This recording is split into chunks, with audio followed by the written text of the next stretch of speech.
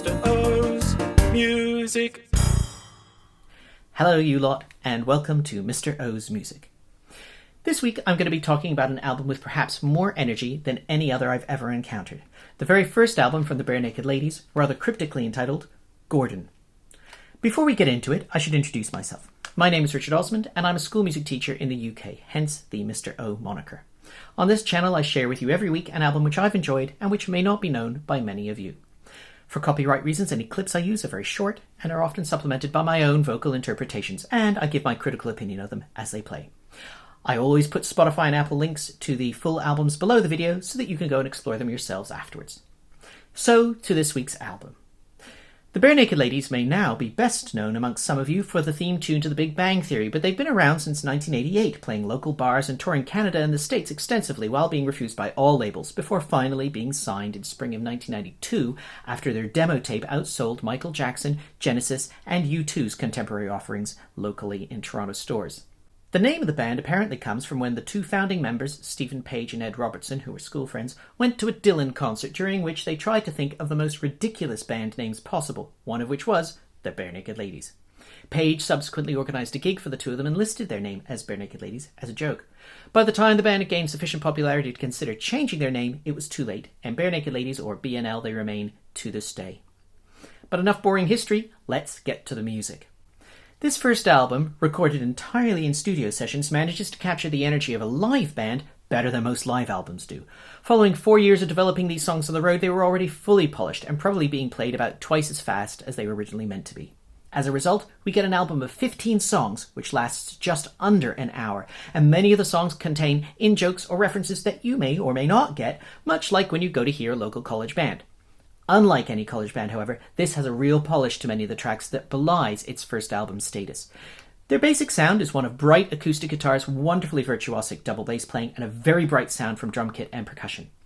Most of the choruses have beautifully polished vocal harmonies. This is in the age before autotune, so polished, in fact, that Paul McCartney once identified them as being one of the few bands who really could outsing the Beatles any day of the week. The entire thing is the oral equivalent of really cold citrus sherbet on a scorching summer's day. Because there are 15 songs here, I'm going to skim over some of them quite quickly. That doesn't mean they aren't all great. There's not a duff track on this album, trust me. We begin with Hello City, a track disparaging Halifax, Nova Scotia, a town they had had some bad experiences in during their earlier unsigned years. It begins with a gentle trombone solo with a wah-wah mute, before launching into a gentle and cheerful song, addressing Halifax jokingly as the enemy, and describing why they really don't get on. As someone who was themselves a Haligonian for over 3 years, and yes, Haligonian, that's what they're called, get over it, I do take a certain umbrage at this first track, but it's all done with such stylish taste that I'll forgive them. For the record, they've since come to love Halifax, and it really is a beautiful city. Go visit it if you're ever in Eastern Canada. Next comes Enid, a high-octane song about a teenage relationship in which neither side really takes the time to get to know the other. Joined by a crack horn section, the somewhat sombre lyrics, Enid, we never really knew each other anyway, are contrasted with the upbeat music and heavy syncopation. Enid, we never really knew each other anyway. The vocals in this song are absolutely on point, unlike mine. The next song is a classic BNL track, Grade 9, describing the experience of starting in junior high school. Pop culture references to the mid-80s abound. The embarrassment of admitting you like Duran Duran, watching Star Trek films instead of revising for tests, having to go home before the end of the high school dance and therefore missing the final song, which would always be Stairway to Heaven.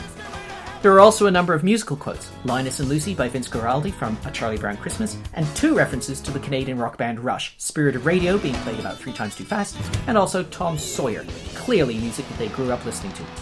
You don't need to pick up on these silly references to enjoy the song, but you are transported further into their crazy world if you do. I had no idea you could shout the words, "This is me in grade 9" in quite so many ways before I first heard this track. The next 2 tracks make reference to 2 musicians from the 60s. The first, entitled Brian Wilson, did surprisingly well as a single, perhaps because it is better packaged as a standard pop song than many of the offerings on this album. Brian Wilson, the main creative force behind the Beach Boys, became mentally ill in the late 60s and spent much of his day unable to get out of bed. The lyrics speak of someone lying in bed, just like Brian Wilson did, suffering a creative drought, and occasionally getting out of bed to go to Sam the Record Man on Yonge Street in Toronto. Despite its fast pace and major key, this song has a plaintive element that a lot of the songs of this album really don't. Be My Yoko Ono, however, is really just an excuse for some terrible jokes, including, "Oh no, here we go, our life is just one big pun." The clever element of this song is the fact that each line of the verse contains 2 bars of singing, followed by 2 bars of instrumental, making you wait for the punchline or terrible rhyme each time. The final verse, with its just desperate attempts at rhymes, wouldn't work if we weren't being given feed lines and then having to wait interminably for the punchlines. I know that when I say this, I may be stepping on pins and needles, but I don't like all these people slagging her for breaking up the Beatles. Don't blame it on Yoki. I mean, if I was John and you were Yoko, I would gladly give up musical genius just to have you as my very own personal Venus. It's great fun, though, particularly their frankly libelous imitation of Yoko Ono's singing. Wrap Your Arms Around Me highlights the beautiful vocals of this group. It's just a lovely, rich pile carpet of sound, punctuated with subtle guitars and triangle, with a beautiful flugelhorn solo in the outro. Nothing more to be said. What a Good Boy continues the somewhat slower pace with a ballad about parental expectations and their progeny's confused attempts to fulfill them. It also gives us an opportunity to compare the vocal strengths of Page, who sings this song. He has a phenomenal range, and personally, I love his tone, but perhaps it's not quite as beautifully shaped as Robertson's, who sang the previous track. The King of Bedside Manor is another pun-filled song with extraordinary nervous energy. Apparently, there were issues, unspecified, with the recording of this track, which were eventually solved by having the entire band and studio team record it completely naked. I have no idea what we're meant to take from that, but the song does have a silliness that makes you believe the story. Complete with ridiculous sound effects and interjections, this really does sound like a live performance. It's an insane song, cracking along at 150 beats per minute. It has 5 verses, the last of which simply quotes the line "Domo arigato, Mr. Roboto" from the Styx song of the same name over and over again. And they get through all of those 5 verses and choruses together with the intro and outro in under 2.5 minutes. Box Set has a Latin American style complete with guiro and guajeo piano riffs, which is far removed from most of the music on this album. It humorously describes the disappointing contents of a box set of 6 CDs from your favourite group. A slower middle section laments the band's wish to be able to evolve musically, despite their fans' desire for them simply to produce more material similar to their first album. Perhaps, in this case, a stunningly prescient moment. I Love You is a beautiful yet innocent take on a proposal, with again wonderful pauses in between lines for comic effect. I love you, bum boo doo do, and you love me, but do do ba do do. I love you, but dum bum, so let's make a family tree.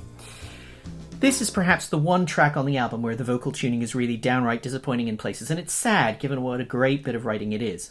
The scat in the middle, however, is brilliant, and the way it segues into the chorus is genius.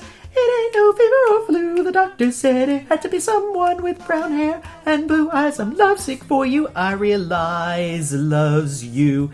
Brilliant. It's wonderfully innocent and a touching bit of writing with a great scat outro to finish. New Kid on the Block is a clever song about manufactured bands, which were just beginning to be a thing in the early 90s, and how well they do, despite the fact that someone else writes all of their songs, and they may not really be particularly talented. Another great rhyme in the chorus where they managed to make block rhyme with Bach, which is a serious stretch.